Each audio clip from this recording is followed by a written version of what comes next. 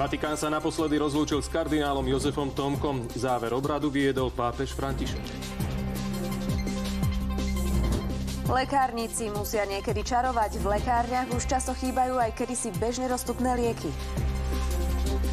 Príbeh ako z modrej hlbočiny francúzsky potápač vytvoril nový rekord v ponore na jeden nádych.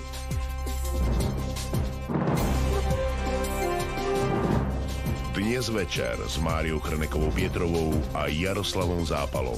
Pripravené sú televízne noviny. Vítajte pri ich sledovaní. Dobrý večer.